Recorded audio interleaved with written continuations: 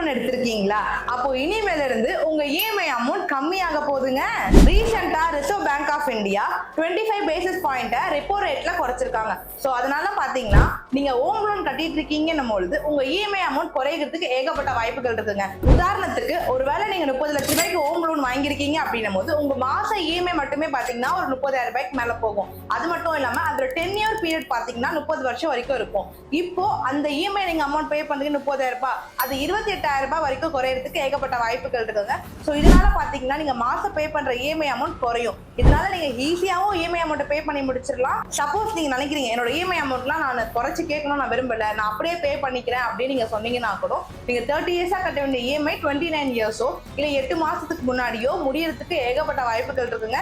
So இதனால பாத்தீங்கன்னா home loan வாங்கிட்டு இஎம்ஐ அமௌண்ட் பே பண்ணி கஷ்டப்பட்டு இருக்கவங்களுக்கு எல்லாருக்குமே இது ஒரு பெரிய ஆப்பர்ச்சுனிட்டியா இருக்குங்க. ஒருவேளை உடனடியாக உங்களோட இஎம்ஐ அமௌண்ட் நீங்க கம்மி பண்ண நினைக்கிறீங்க அப்படின்னும் போது நீங்க பேங்க் அப்ரோச் பண்ணி நீங்க கேட்டு பார்க்கலாங்க. அப்படி கேட்டு பார்த்துமே அவங்களுக்கு எந்த விதமான ப்ராப்பர் ரெஸ்பான்ஸ் பண்ணல அப்படின்னும் போது நீங்க ஆர்பிஐக்கு தாராளமா கம்ப்ளைண்ட் ரைஸ் பண்ணலாங்க. நான் கொடுத்துருக்க லிங்கை வச்சு இது எல்லாருமே தெரிஞ்சுக்கோங்க.